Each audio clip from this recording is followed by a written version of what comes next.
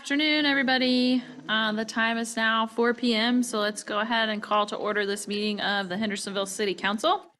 First up is consideration of the agenda. Is there anything that anyone would like to have added or removed from the agenda? Or a motion to approve? Madam Chair, I move that we accept the agenda as presented. Okay, all those in favor? Say aye. Thank you. Any opposed? Awesome, we have our agenda. Okay, up first is recognition of Jay Heatherly.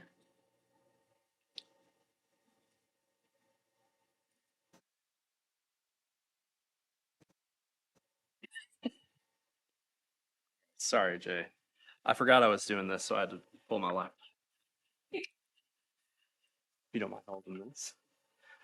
All right, so Madam Pro Tem, my name is Brian Pauly. I'm the Assistant City Manager for the City of Hendersonville. And I have the honor of recognizing Jay Heatherly today, our Information Technology Manager, for completing North Carolina at Chapel Hill's Certified Government Chief Information Officers Program. The program is the first local government-specific program in the nation and began in 2005, and it's designed for information technology directors and other IT senior leaders whose challenging responsibilities require broad understanding of management, legal, regulatory responsibilities, and enterprise topics.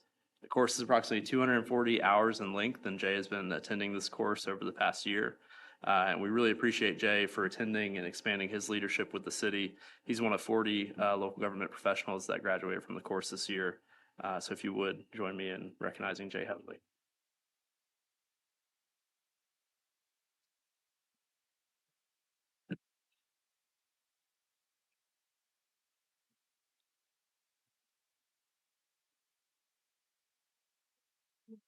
Yeah. I kind of feel like Brandy should have been in the picture too. I kind of thought that too. I could have taken the shot. All right. Okay. Congratulations, Jay. Thank you. All right, next up is fiscal year 25 strategic plan update. Mr. Polly again. Actually prepared for this one.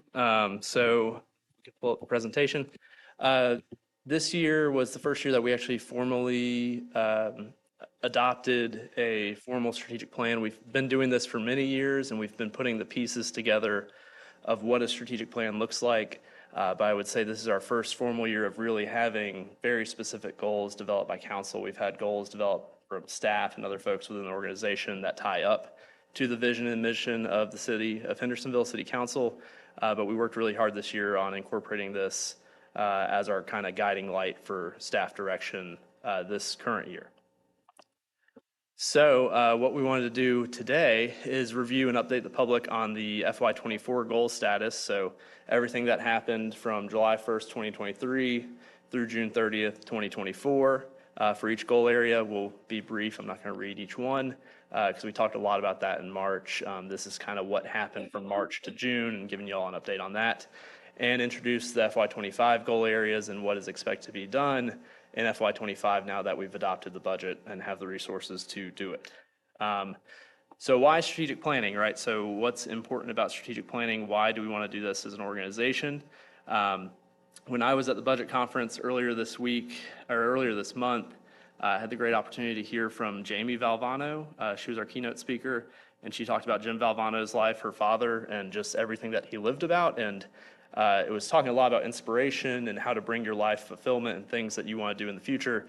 And in my mind, all I could think about was strategic planning because I'm such a nerd. So it really is strategic planning is what she's talking about, right? It's having a vision for the future and bridging the gap from where you are today and where you want to be and how to do that. And I'll talk more about kind of what she talked about a bit in her presentation in a minute. So really, it talks about bridging that gap. It's future-focused impacts at the daily operation level. So if you think about enhancing sustainability citywide, that is a city council goal. And you think about Brandon Mundy and the sanitation division, putting that into real life by thinking strategically day to day about, how can we make things more efficient on the ground for our brush collection.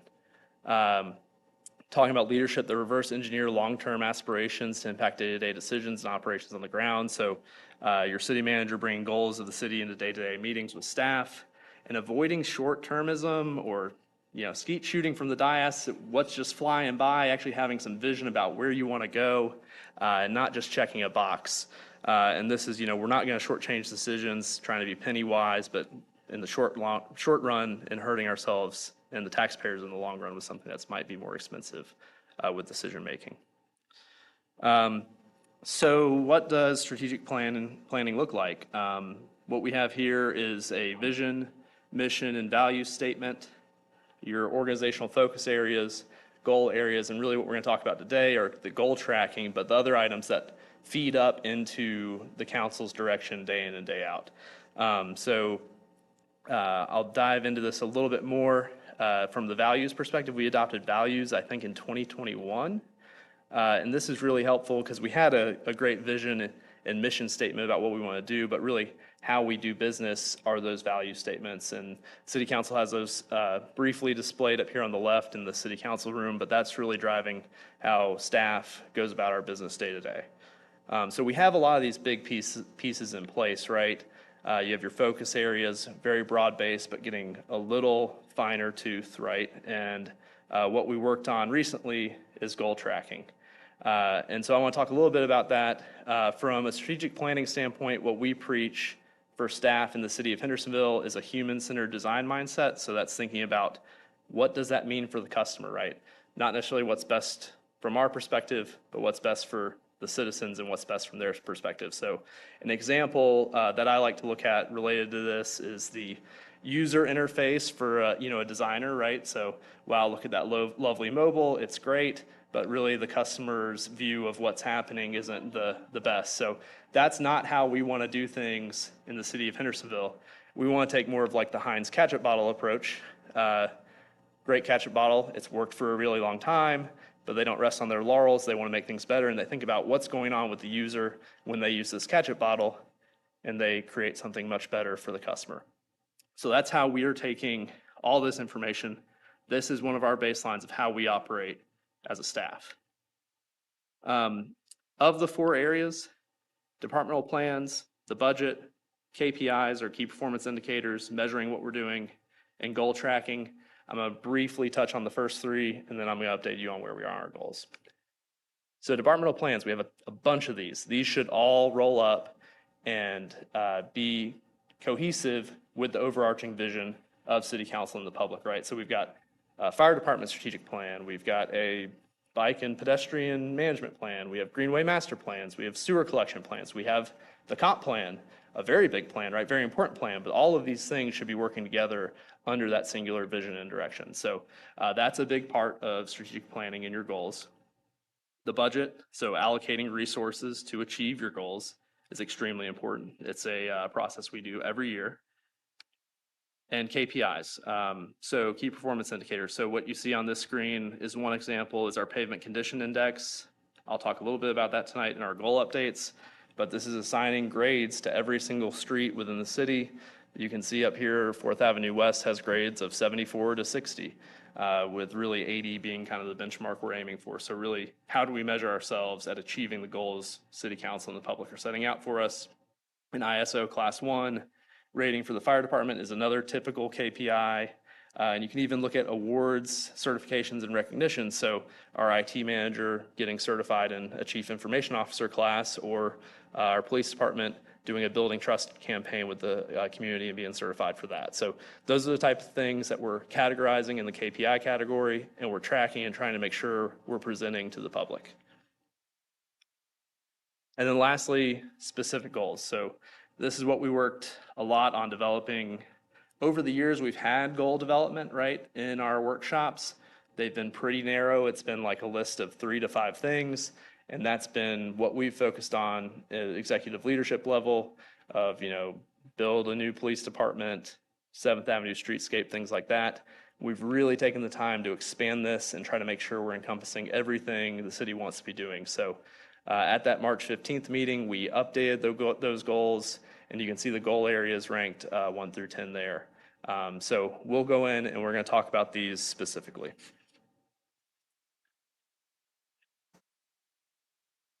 And just a reminder, we want to do the catch-up bottle approach, not the children's mobile approach. So this is FY24, right? So we've made some more substantial changes from 24 to 25. So I'm just going to do a quick update on 24 and then talk about where we're going for the next year. And in 24, you can see the ranking was a little different than FY25. So number one in FY24 was invest in parks. I'm not going to read all this. All of this is in a plan that the public has access to on our website. But some things that have happened since the past year is we've completed Edwards Park and opened Edwards Park and the Laurie Corn mini golf. We're almost finished with our Parks Master Plan. You should be seeing that in September, I believe. We have new signage at the mini golf that has been used to create a standard kind of parks and recreation type signage and logo to be used in other parks. And we've seen that actually on Main Street with an updated sign outside of Mike's on Main on 3rd Avenue. Housing plan, this was a big audacious one. We haven't gotten a ton worked out here, but we have taken the first steps. Some of the things that happened in FY24 were the housing summit with Shane Phillips, contracting with DFI to do the inventory work, and then also funding was acquired thanks to Lou and Angie and those teams to get our housing plan started and off the ground. So we have funding for that priority area. Comprehensive plan, which we have changed to growth management and community character. This really set the groundwork for the comp plan. This is something that's going to be very active in the upcoming year, so I don't have a ton of updates here outside of we did a ton of work on the comp plan. Alice and Brandy, the communications team, and Matt and Lou and their team did great work of really following that catch-up bottle approach and getting community input to see what they want to see in this comp plan, and I hope that's what's reflected, that you'll hear actually an update after I'm done here. Transportation planning, one thing that was finished on here that we did not have an update on in March was the 4th item on here is the pavement condition index. So we just got our last update on our pavement condition score.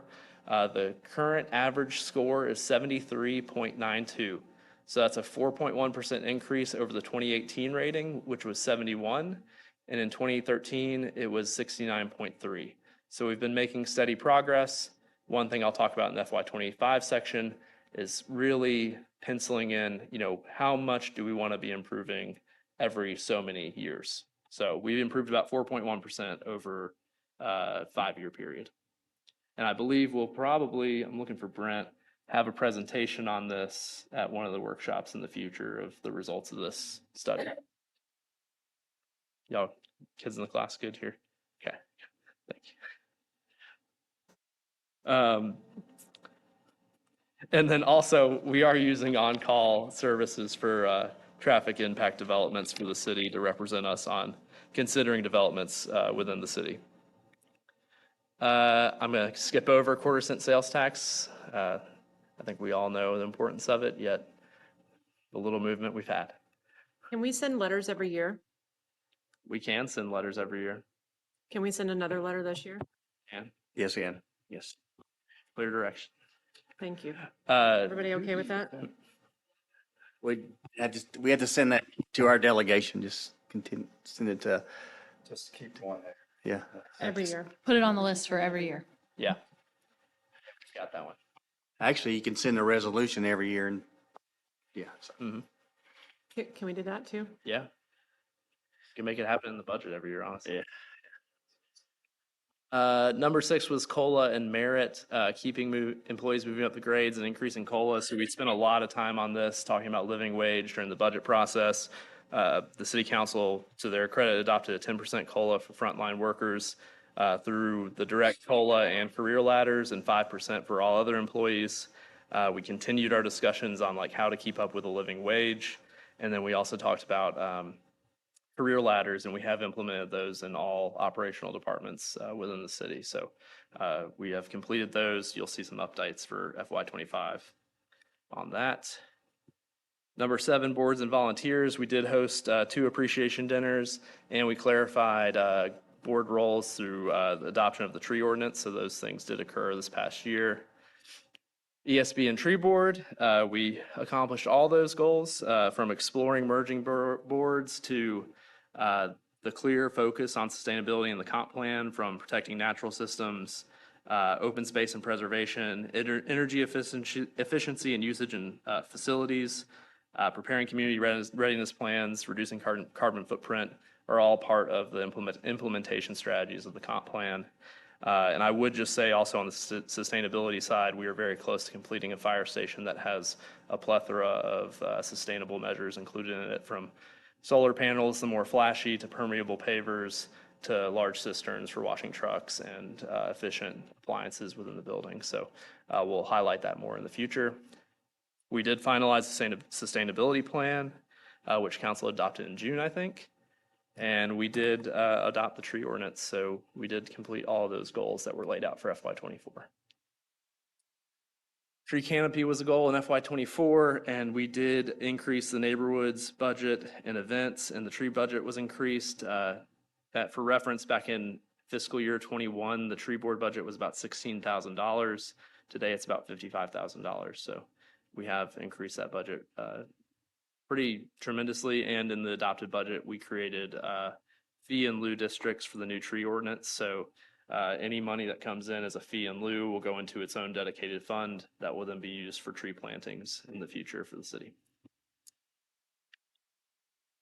And lastly was facade grants, and we have completed a few of these goals. We'll probably want to clarify some of the language in here, but we did enhance the facade grant program, increasing the dollars allocated to that, and we opened the Opportunity Fund and have been issuing loans for small businesses in our Main Street and downtown areas. So that was, we'll come back to that. That was FY24. Any questions on FY24? Okay, awesome. So we'll jump into FY25. We had this great themed staff retreat. I don't know who the guy is in the middle on that picture, but yeah, we had a good one there in March, and we really focused in on clarifying our goals, creating new goals, and updating the rankings of our goals. Some of the things we realized were some of our goals did not encompass everything we were doing in the city from a year ago. And so we wanted to make sure we did that, and that required kind of a new ranking system. I don't think we'll be doing major overhauls like this every year, but this year we did have a pretty substantial overhaul. So you can see public safety is our #1 priority of the city. Compensation, benefits, and staff development, that used to just be COLA and merit. That's been expanded out to include other benefits and developing staff. Strong infrastructure, #3, and then the rest were existing goals in some sort of fashion that might have been clarified or merged. So just going to talk through the updates just to make sure everyone is aware of what's included for the plan for this coming year and where the budget dollars are going. So anything highlighted is new, essentially. So public safety, brand new goal, enhance the downtown safety program. So that includes hiring additional downtown officer, installing surveillance cameras, more active code enforcement initiatives, and starting to identify key performance indicators of how we're doing in this area for enhancing safety downtown. Exploring social worker, co-responder models, and crisis response. I know we're working with Western Carolina on the social worker that will be embedded in our police department, and implementing crisis intervention trainings. I know that's underway. Maintaining the ISO 1 rating. Really the goals for this are supporting our minimum staffing levels, improving water infrastructure, and developing performance indicators that identify the timing of the construction of the need for a future fire station on the southern side of the city. Exploring the quick response vehicle or QRV option for medical response. So this includes upstaffing through a SAFER grant to provide 2 additional firefighters per shift to staff a quick response vehicle without pulling minimum staffing levels off apparatus. So we can kind of see how that model works. Expanding code enforcement capacity. Goals include addressing burn property procedures, expanding staff capacity to proactively enforce, and strengthening the commercial maintenance code. We talked about creating a vacant property registry, and then also continuing our flood response process improvements. We're doing really well on that front, but we're continuing to meet to talk about how we can continue to improve our flood response.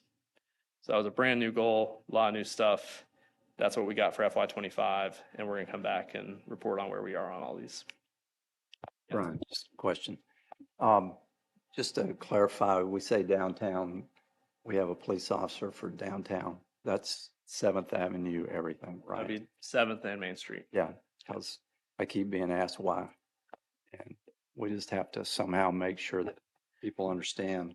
We have one downtown, Yeah. includes 7th Avenue. It's the Yeah. 7th Avenue and Main Street. We have 2 districts, but one downtown. I just know I'd be asked again. So every chance, just like to make sure it's understood. Yeah, thank you. So to create the vacant property registry, I guess my question is like the follow-up from that would be for us to look at things that we can do about those properties. Yeah, I think the first step, really the first part of the goal is starting to identify what we're working with, right? Uh-huh. And then we would develop metrics beyond that of how we want to address it. Okay. I don't know if Lou wants to add anything to that, or John. What I was going to say is, yeah, one from a blight and crime and those kind of things, but also I think what we'll hear when we go to Chapel Hill in August, I think I'm right that they have taken some vacant buildings and figured out how to acquire them and turn them into affordable housing. Did I dream that, or did we have that conversation? I heard that recently from somebody. Maybe it's somewhere else, but I have heard where they have taken vacant property and been able to, the city been able to acquire or figure out how to bring that into and help that address affordable housing. So I think the next steps will be, once we have the registry, then be able to, I thought at one time that we had also discussed there being some sort of a penalty or fee for properties that were not being, That has been brought up. That's what I'm Yep. go ahead. gonna say, but we've not investigated that beyond, but that is something that has been brought up as a possible, something possibly to be done. do we need to add that into some sort of, I don't know, additional goal, or, I mean, I guess it's been brought up, but is it, Yeah, I think the first step really is probably doing the research, and we can add that into the notes of like starting to research strategies that Mhm. governments can utilize, and I can add that into the report. I think that's something we'd want to come back in March, okay, talk about with the full board of, what is the true goal in this? And jumping ahead, I'm going to talk a little bit about some of these goals are great, but I think it would improve a lot by putting more specific metrics and making them time bound in some sense. So we have more specifics to march forward with, right? One of the goals might be, for example, solve housing, right? So how do we want to really narrow that and give some marching orders on how we're going to move forward with that? I agree.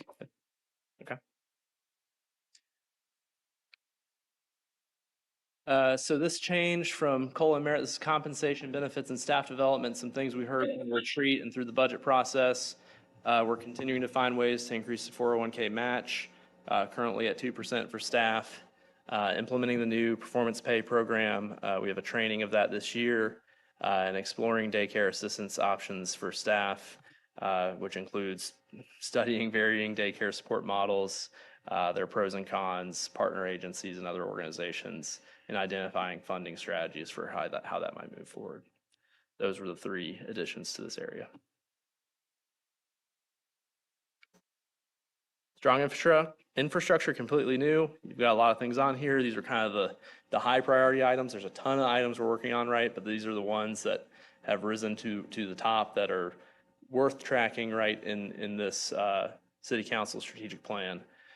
So again, continuing this from prior retreats, reducing sanitary sewer overflows.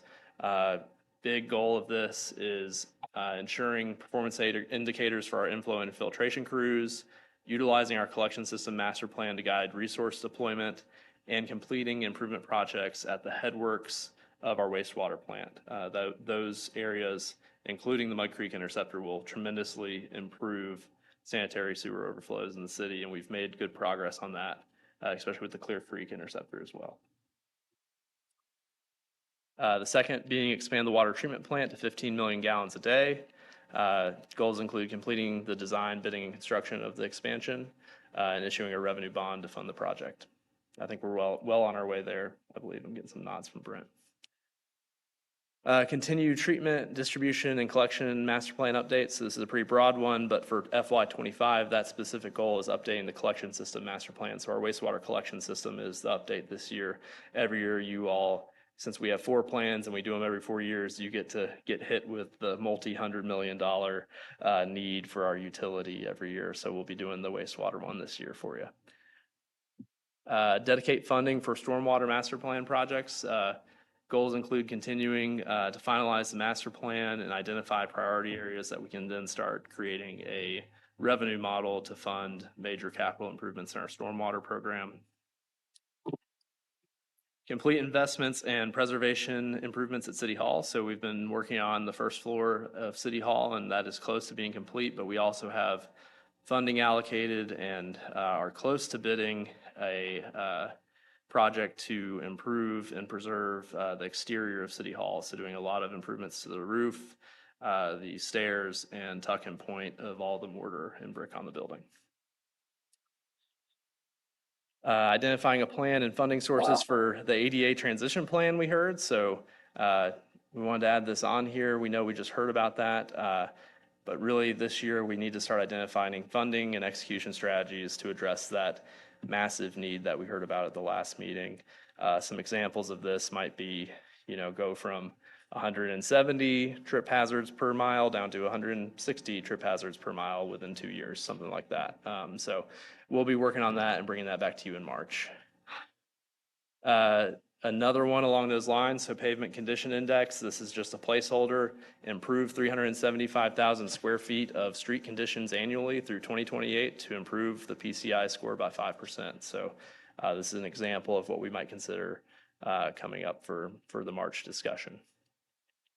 And then lastly, develop a facilities maintenance master plan. And this is just a master plan for all facilities so we understand the maintenance needs that might be coming for them in the future. Any questions on strong infrastructure? I think that's the last really big one for updates. The rest should go a little quicker. Okay. Strategic housing plans moving forward, all the same goals. What we'll want to do is talk about kind of dialing these in the future, but we've got a ton of work going on that right now, and we'll have a lot of updates come March. Growth management and community character, added 2 goals here. 1, complete the comprehensive plan. I think we are very much on track to do that. Knock on wood, I don't want to jinx Lou, but I think we're close there. And then on the backside of that, right, we've heard a lot about this is the vision, this is the plan. We need to do a unified development ordinance, a zoning ordinance rewrite essentially to put what our vision is into law and make it effective for the community. So those are the 2 main goals that were added to that area. Invest in Parks had some updates. On issue a parks bond, we talked in the budget about additional loan options, potentially leveraging Patton Park and Whitmire assets as security to make improvements in those parks. So I added that into the goal area. We had 2 big areas in parks that was take care of existing parks and expand parks. And so we took some of the things that were going on through our discussions and some big things that were happening, and we put more specific goals in for those. So that's the majority of changes you see here. So complete the study for Above the Mud Greenway and start to identify funding measures, begin construction of the Clear Creek Greenway, complete the disc golf course at the quarry, add bike racks for the Coosa Trail, and complete pickleball courts at Patton Park, while a lot of the others still remain. What's happening with those pickleball courts? I believe we're close to bid. Where is Brent? Brent, are you? We're pickleball and tennis over at Patton. They're under construction. They're under construction? Okay. All right. So, yeah, that should be very attainable this year. Because they're very serious players. That's right. Yeah, where it's a phased approach. Okay. Yeah, so it'd be a four pickleball courts to start. Thank you. Enhance sustainability citywide. We've accomplished a lot of these. There's 3 new ones. Identify specific short-term goals from the sustainability plan to start acting on. plant trees in the floodplain is what we've heard. And then we also received a $50,000 grant contribution for tree plantings in conjunction with the Clear Creek Greenway project. So we'll be wanting to get those trees planted. Well, I have a question. When it says tree, then that means it's done? Yes. If we need to update any of those, we can. Thank you. Really not many updates on transportation planning, just clarifying we have a traffic calming policy currently. The goal is to update that policy. And right now, the pavement condition score has been completed for this area and we've moved it to strong infrastructure. So it's a tree here, we updated it, but we really need to create a new goal around what we want to continue to do with pavement condition. Boards and volunteers, we've added on educating boards of developing an annual training program and standard operating procedures for all boards and starting a citizens academy. So those are 2 goals added there. And then lastly, I think these were mostly clarifications for downtown. Support downtown businesses was bolster the downtown opportunity fund and then open downtown business incubator and shared office space that we have above the public restrooms. So getting that officially open for use this fiscal year. So any questions on 25 strategic plan, what we'll be working on from a staff perspective this year? Okay, awesome. Just wanted to highlight what we're calling the bearing fruits section, all the trees. Just really, we've done a lot.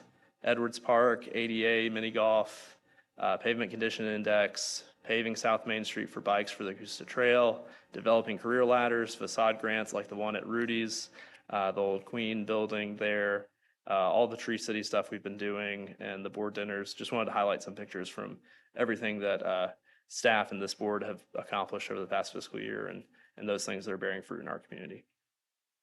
If you want to see them all, those are the goals by specific ones. So we've completed 15 of them from 24, and we're going to keep working through it.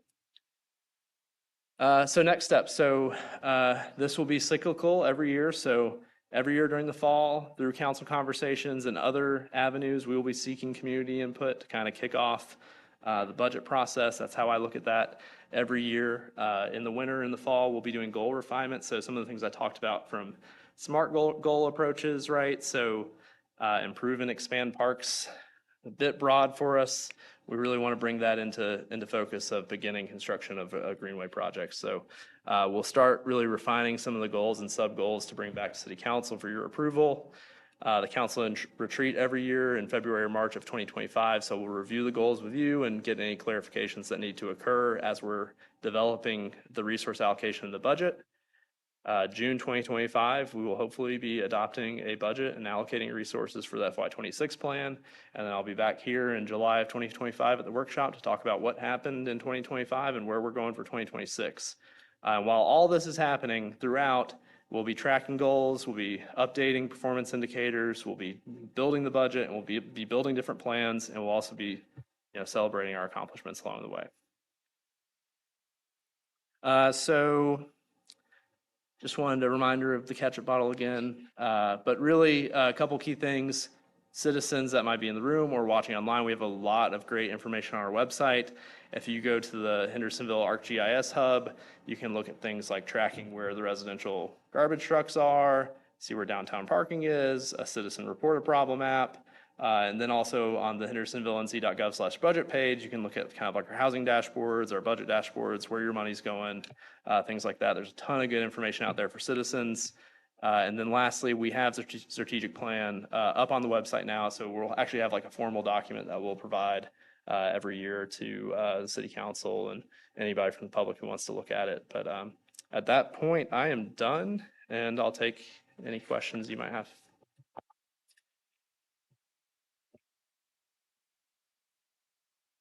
Thank you. Thank you. Appreciate the update. All right, next up, presentation regarding customer service improvements and payment card industry data security standard compliance. Mr. Buchanan.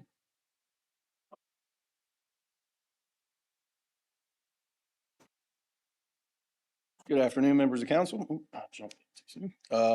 Just a short presentation on payment processing.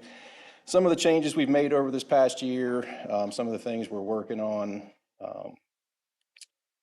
So we handle, of course, a lot of different payment types. Majority of what we bring in is related to utility payments. We see about 700 to 800 customers a month that come in to pay. Most of that is cash generally. We do see some credit cards walk in. Not a whole lot of checks walk in. Most of those checks get dropped in the box out in the parking lot, and we pick that up each morning and post those. We have a new feature, which we'll kind of get into in a second, which is the ability to pay by text. We have an interactive voice response, which is where somebody calls in and they're able to enter their account information and pay either via electronic check or credit card, which we'll get into that a little bit as well. We've started sending more people to that now instead of taking credit card numbers over the phone. We also have the ability for online payments, set up auto payments and things online. We have a lot of ACH transactions. That's where people have set up to have their utility bill automatically drafted out of their account each month.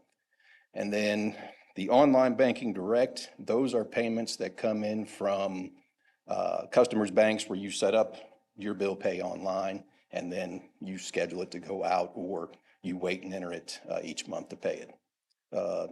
Lastly, we have lockbox payments. Lockbox payments are people that mail their checks in. It goes to a Wells Fargo facility. They process that and they send us a file and deposit the money straight into our account. These numbers do not include mini golf and parking kiosks. But as you'll see, majority of our transactions are ACH that come through on those. So John, city manager math, looks like over 30,000 That types roughly of payments. represents 32,000 utility accounts, yeah. Yeah, so we're dealing with that many payments, so. Yeah, and then seeing it on the slide up here doesn't really reflect the amount of work that goes into processing these payments each month from the parking services folks, gathering up the funds from the kiosks around town and bringing those to finance, and then finance staff counting that down, gathering up and counting and depositing the cash that we receive each day, having PD escort our finance folks over to the bank to make that deposit each day. The work that goes into reconciling and reviewing the cash payments and transactions from mini golf, dealing with return checks and return payments.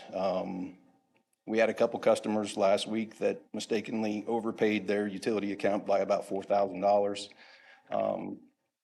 They missed a decimal. So those are just some of the challenges that we face when trying to process all these payments. So back end of 23, we changed the company that we use to handle our utility bill processing. The company is called Invoice Cloud. Some of the advantages of switching to Invoice Cloud were that actual true text payment option. You can now access your actual bill from the email that comes out with e-billing each month. They also, we switched all of our e-check options, go through them now as well, which there were some challenges with that, which we'll go over in a second. Some of the features that were added, as well as Google Pay, Apple Pay, and we just recently added PayPal as another payment option, which people are already taking advantage of. I think we had 20 or so transactions through PayPal last month. Also the ability for additional alerts and reminders so they can get more notifications. They get notified when their bill is ready. They can set their own reminders of, I want to be alerted 5 days before my payment's due. They can set those up in the system on their own. The system will also remind them the day their bill's due and that sort of thing. So with any implementation, there's issues. One of the issues we had was with the online bill pay where customers set that up through their bank.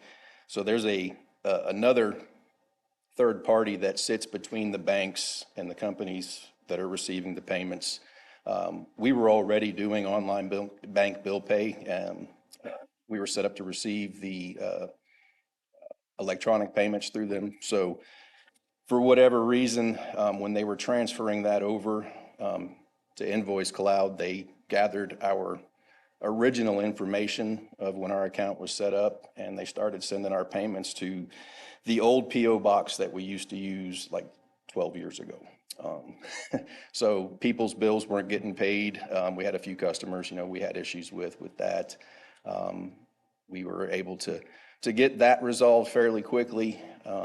And then they stopped sending electronic payments and switched everything to paper checks, which delays the processing of those payments. It goes from like a 3-day payment to a 7-day payment. And they were sending them all to City Hall, which isn't supposed to happen either. They're supposed to go to the lockbox. So we quickly got that resolved. Once again, there were a few customers that ran into some challenges, unfortunately, but we were able to get it resolved, and all of that's working now. When we originally moved over, Invoice Cloud was able to transition almost all of the customers to where they wouldn't even notice that it switched over, which was the majority of the customers. We had about 800 people that would not move because certain information didn't match up. So we had to manually move those.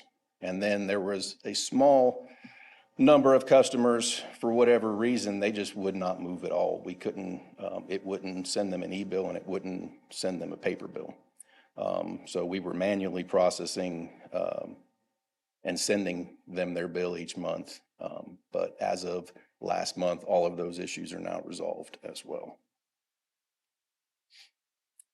Protecting customer data. So taking... John, if you'll allow me before we move into customer data, I need to give John credit. Well, John has been very forthright. Anytime you change technology and systems, there's going to be hiccups. Again, we're dealing with 32,000 accounts, and we had a number of folks that got caught. And the reason we're making this presentation is they were inconvenienced. They were upset, not happy, like we all deal with when we're dealing with these major systems. But John has worked, and his team have worked really hard to correct them. But it doesn't go unnoticed that people are inconvenienced and those kind of things. And we try to deal with it on a case by case and apologize and work our way through it. And their team has done it and taken the brunt of the concerns. It doesn't go unnoticed. We know where we are and we try to fix it. So just wanted to share that with council, and I appreciate the work that John and the customer service team, they have a really tough job day in and day out as we deal with a variety of situations and issues. So, but they handle it like troopers and keep on going. And John has really advanced how we bill and how we take money. We have a separate now billing team that really focuses on billing. So it's not perfect and it's not always seamless, but they're working hard with continuous improvement to deal with anything as we were dealing with utilities. So I just want to share that at this point before we move into the customer side, the data. And this is another thing that you may have heard about or from time to time that frustrate customers, but this is really out of our control and something that we're doing to protect them. There's a lot of technical stuff associated in protection as we're dealing with fraud and various other things. I'll let you jump into that, but Thank you for that. So yeah, we deal with a lot of important information for customers. We have their bank account numbers a lot of times. We have their credit card numbers. One of the things we've done with going to Invoice Cloud is we no longer manage bank account numbers. We used to take that information and put it into our billing system and then create the files and send that to the bank to process those payments each month. We're no longer responsible for that. Customers have to go in and enter that information directly into Invoice Cloud's website so that we no longer have access to it, and Invoice Cloud is responsible to protect that information. So that's one of the items. The other item is credit card numbers, of course. One of the things that we used to do was take credit card numbers over the phone. and enter people's payments in for them into the website and make the payment. So there's a lot of risk involved in that. It gives opportunity for those numbers to be written down, taken, used inappropriately. Our phone calls are also recorded, so that information resides in another system, which now we have to provide protection over in order to protect that information. So what we've started doing is making use of the IVR system, which was a system we already had in place. Hopefully, it's a little bit easier to use than what it used to be. There was some dissatisfaction with the system as it used to be, but Invoice Cloud now is responsible for the IVR as well, and we feel it's an improvement in that area.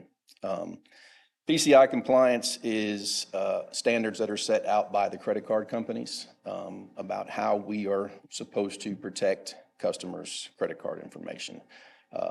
Most of it is technical in nature. We handle the operational stuff such as, not taking the numbers over the phone, that sort of thing. Jay and VC3 were a large part in trying to get PCI compliance set up in here. We're required to scan our system now quarterly to make sure that there's no easy vulnerabilities into the system, as well as having a policy. So we're in the process of completing the policy now. We'll get that rolled out here soon. And that will kind of outline the steps that we take, what we've done, and what our procedures are should we ever have an issue. I already covered this. So just talk, if we aren't PCI, so the public knows, because we are now, yes. But if we weren't, if we didn't take these steps, because, as we all know, we have an older population in our community, and some of the things we do require technology and are maybe not as user-friendly as they used to want it to be, but it's things that we're doing, and if we aren't compliant, then what would happen? So the credit card companies can either refuse to allow us to process credit cards if they so choose, or they could even fine us if we were to have a breach, and some of the fines are pretty stiff. So like I said, while it's not law, it is mandated by those companies, and they can come in and say, you're not following rules, you're no longer allowed to accept credit cards, and we would be stuck trying to scramble to cover those, figuring out a different way to get those people the ability to pay. One of the other things we've recently done is we've started installing credit card readers. Right now, we're still up on the 3rd floor. We've got one credit card reader, but once we go back downstairs, we'll be installing credit card readers at each one of the windows. Hopefully, we'll be down there next month, and we'll have better access for folks. People won't have to climb the stairs or take the elevator to get up to make their payments anymore. So that'll be good. We just recently had another scan too, by the way, just happened this past week, and we passed that one too. So we're good on our PCI compliance. That's a whole lot of information, but it basically outlines. So in that middle column are the standards that we're required to meet. The other ones are for the banks and things like that.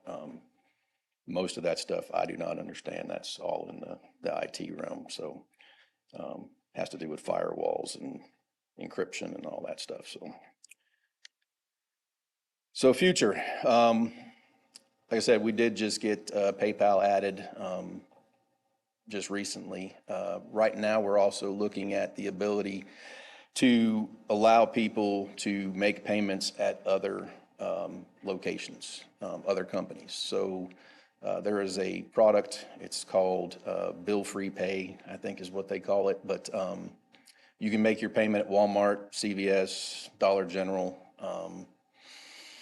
I think possibly I think one of the convenience stores around here takes payments as well.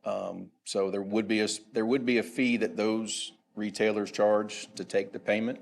But it would provide flexibility to customers who do not necessarily live near City Hall to make payments, or can't get off work to make it during business hours to make payments, they would have that option available. One of the other issues we've run into is United Healthcare has a program where they will give people money to make their utility payments, and there's no way to process the payments with those cards. They come in a lot of times, they get frustrated because it's not a credit card, it's just their health card. Walmart is about the only place where that payment can be processed. They would be able to make use of that program now, with giving them the ability to make their payments at Walmart as well. So we're hoping to get that worked out soon. The agreement should hopefully be here this week. It's really just an add-on. It works similarly to how the online bank bill pay works. So we'll be working with that. There may be some challenges for those individuals who may make payments who are currently disconnected from water service that we'll have to work around, because we won't know until the next day that the payment has been made. But they will get a receipt for it. So if they can get us their receipt, then I think we can work around that. And I think that's all I have. Any other questions? You said there'll be a fee for the latter.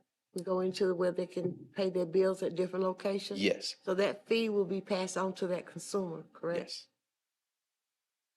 So right now, we don't know how much that fee will be. I mean, but I believe it's it's, extensive enough that it'd be a hardship. I think it's $1.95 or something like that at Walmart, unless you do like a quick payment, which might be a little bit more. I don't know what the others might charge. But like I said, this is just an option to give those people that it's an inconvenience for. And we will notify our customers that this will be taking place. It won't Yes. be a surprise. Yeah, this is actually something that was already occurring previously. There are companies that will offer to make your utility payments for you, and there's nothing to prevent them from doing that. There's actually a website that is out there now that people have used to make payments on. They go online, make their payment there, and then that company sends us a check on their behalf. So this is a service that's out there. We had requested the online bill pay folks, or the check-free pay folks, to discontinue accepting payments for us until we could figure out how to manage it, which they had, but they'll be turning that back on hopefully soon.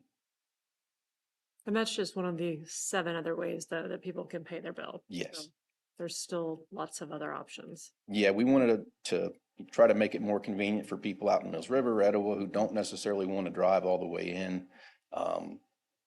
Holidays, there's a lot of holidays where we're closed, where they'd still be able to make payments if they wanted to. Some people that just can't get here between 9 and 5, those people would have a better opportunity to make payments and not have to leave work early or do other things to get here, so. Okay.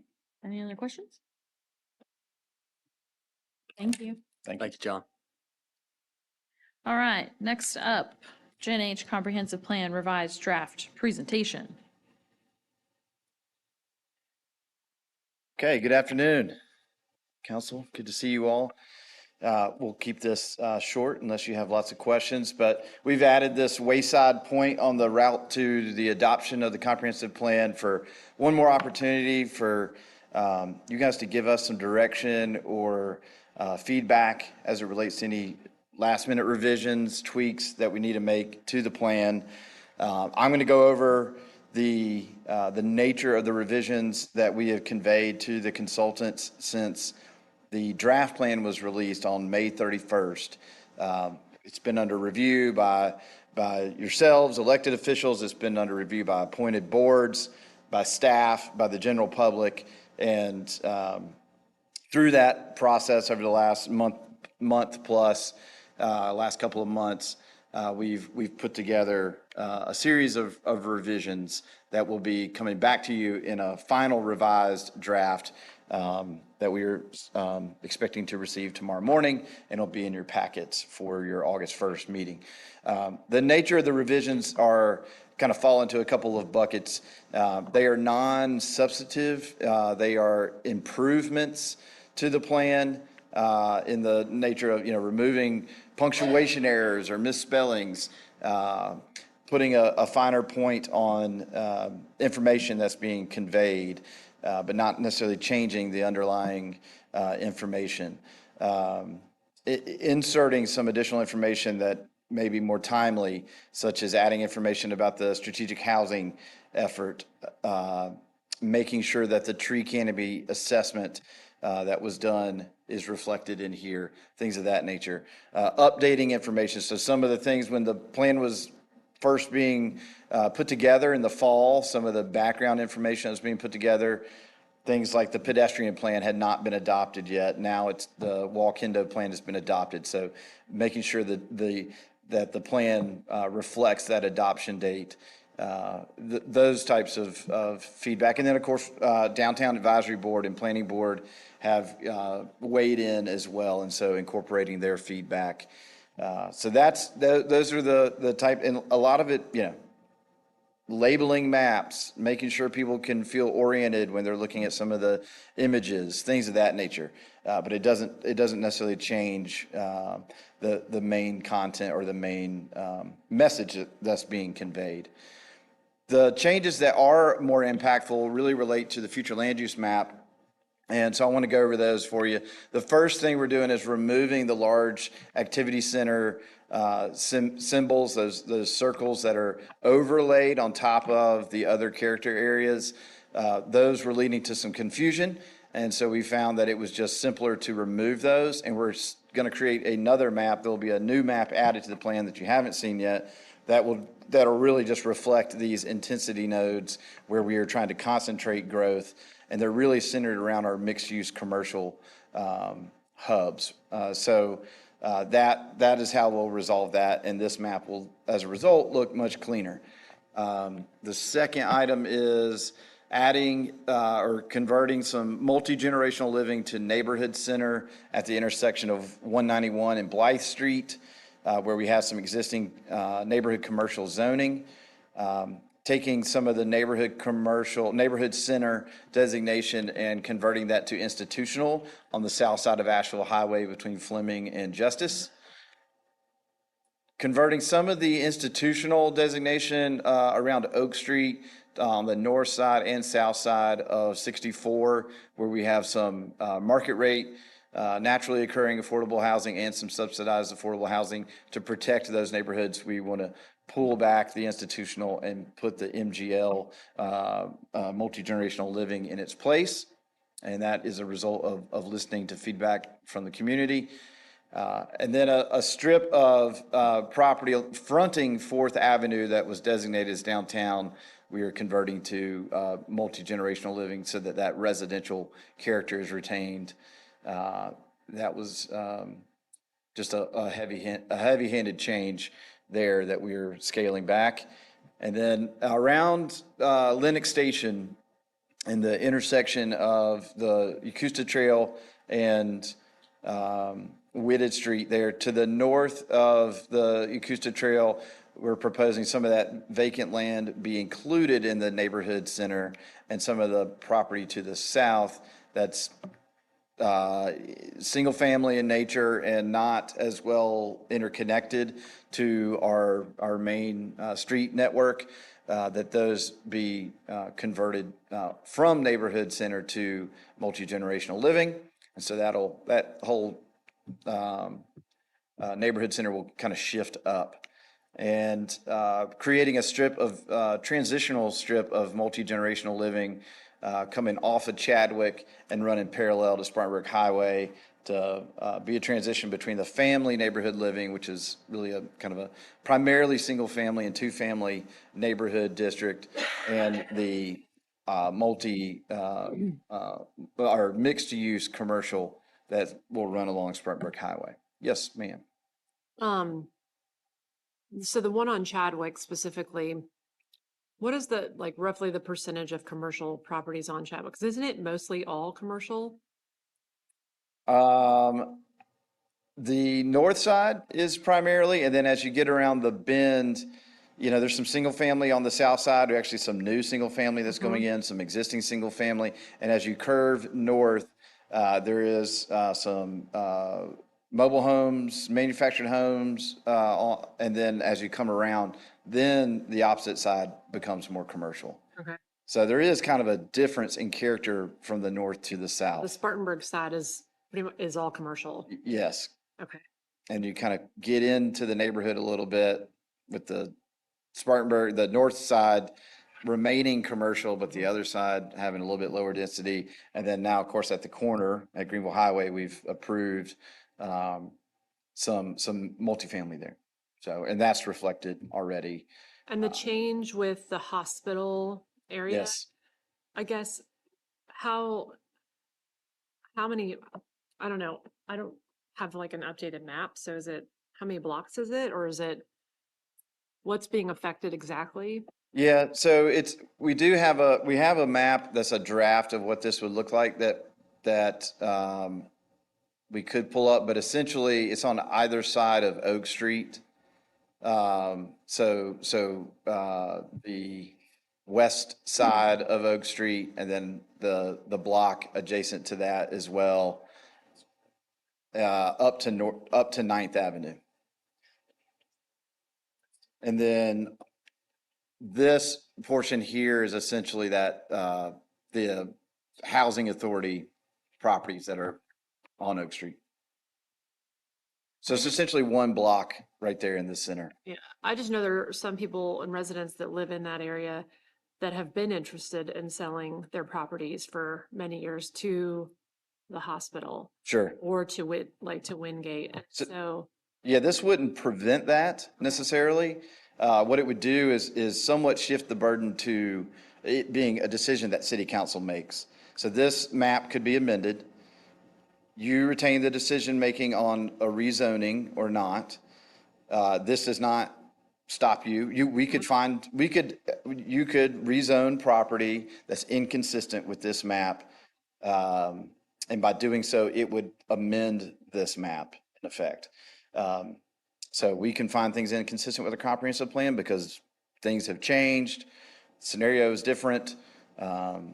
The proposal is strong, it meets other goals of the comprehensive plan, and in this case, we want to go, with something that's inconsistent, you retain that authority. But we wanted to be sensitive to some of the housing concerns, the affordable housing concerns that we've heard in that area. But it still does not remove any future potential for the hospital or the schools to potentially expand into that area. What I gathered too, when we were talking about it, it's a way to try and prevent people from being pushed out. And that was the real goal in doing it this way. And That's you amazing. talked to the hospital too, didn't you? And that's not where they were looking at growing. That's correct. So Matt, that's mainly on North Oak Street, when you cross 6th Avenue, which was predominantly a Black community, and Corner Avenue, that area near the hospital, that's what we're looking at not being affected. And some will be on Whittier Street, but mainly North Oak.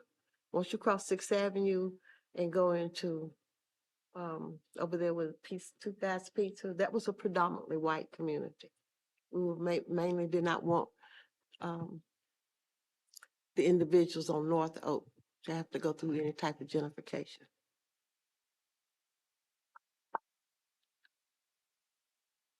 Does that answer your question? Do you want to discuss it more?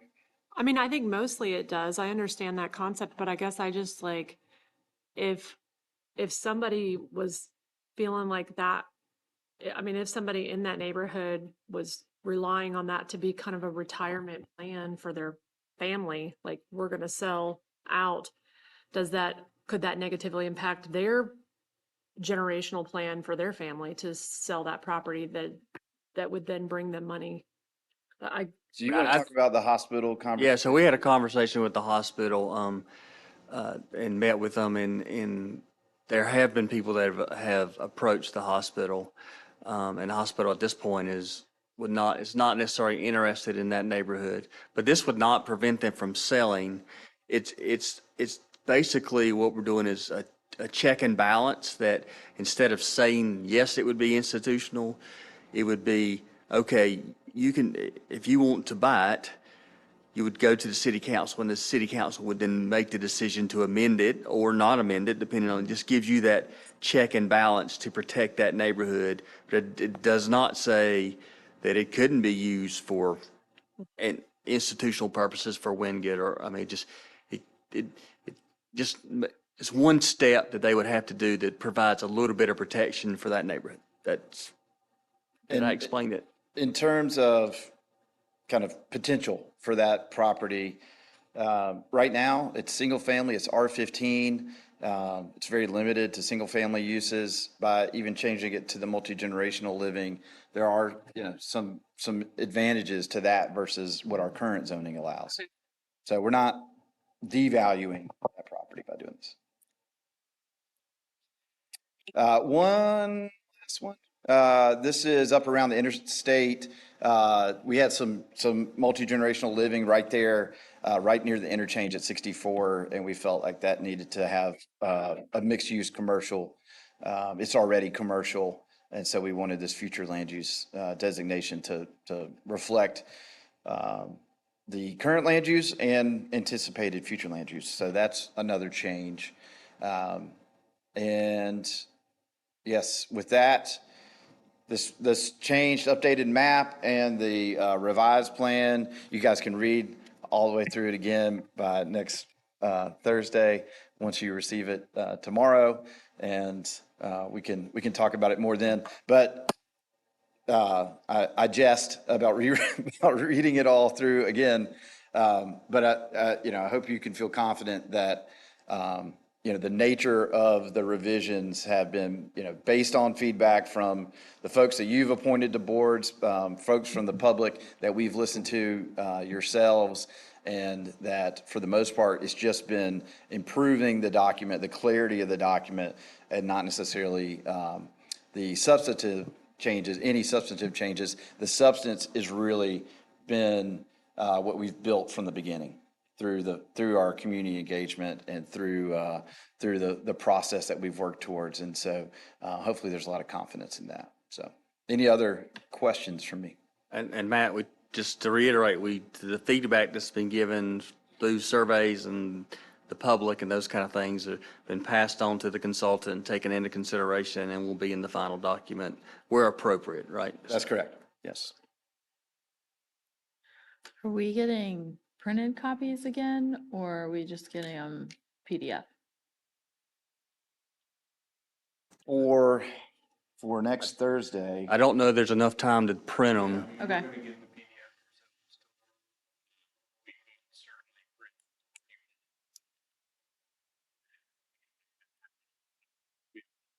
Spiral. We will certainly be able to provide that moving forward, but in terms of the timing. Printer. That's what you're looking for, we can make sure we do that. Let me think about it. I can't decide if I want to use that much paper again. I just know it's easier to look at that way. Yeah.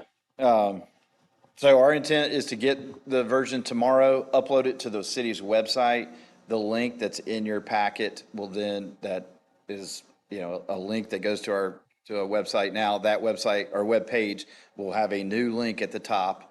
And so you can go to that web page and see the new link once we get it uploaded, and you can kind of sift through it. The digital version will make it easier to kind of go through, I had a question about this. I really wanted to see this revision made, and kind of go into that page and looking to see, okay, they got that change in there. That type of review is what I would think at this stage, since you've already done kind of an exhaustive review, just kind of pinpointing the revisions that you wanted to see. If something's not caught, let us know.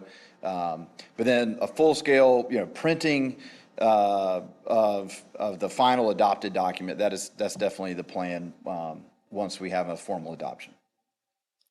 I have two more questions. The number for the tree canopy that was in the actual document that we got was different than the tree canopy study. So which one is the correct number? Our tree canopy study, the assessment, and so they are updating the comprehensive plan to match that. And then double checking some of the numbers that were referred to as Henderson County's tree study. How were the then- numbers so far off, though? Well, I think one was saying it was countywide, and then ours was just our city and ETJ.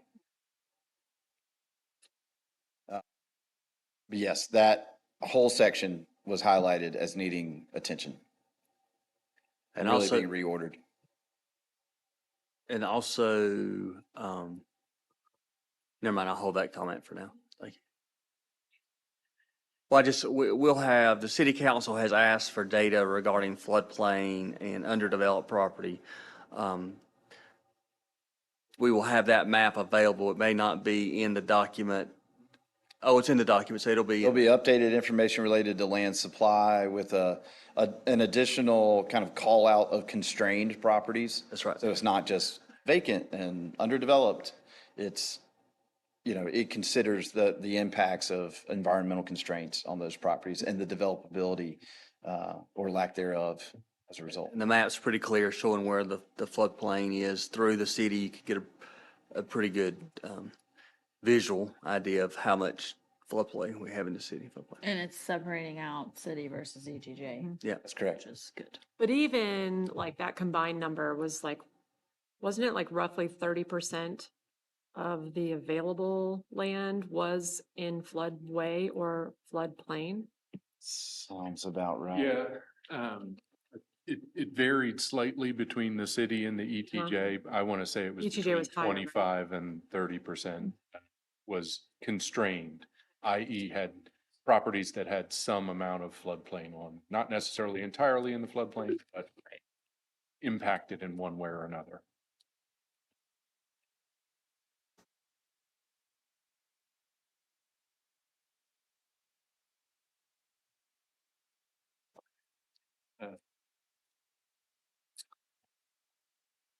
We can certainly provide a little finer point on that too during the presentation for city council. And I'm happy to, provide additional information at this point too. But yeah, that piece is called out now in the document itself based on the feedback that we received. I would appreciate that because I know that's just something that we hear community-wide a lot, and it's a very important part of this decision-making process, so. I would appreciate. We'll add some slides for that and the tree canopy and because those are two important revisions that we can provide some additional information alongside the changes to the map. Okay. Anything else? Thank you. Thank you. We're so close. So close. Okay, that is it for presentations. We have one item under new business, approval of final change order for the North Side Water System Improvement Project. Mayor Pro Tem Simpson, just asking, have been in the process of negotiating the completion of this project. We have negotiated a deduct change order, a deduct in the amount of $152,000 to close out the North Side Water and Sewer, Water System Improvement Project, and we just asked that the city council approve that so that we can make the final payment to the contractor and close out that project before the end of the month. So we have a motion there to ask you to approve that deduct change order. Okay. Did anybody have any questions? You ready? To make a motion. I move that the city council approve the final change order for the Northside Water System Improvement Project. Okay, all those in favor of approving the final change order, say aye. Aye. Any nays? There you have it. It is Thank you. approved. All right, that's everything on our agenda, so we will be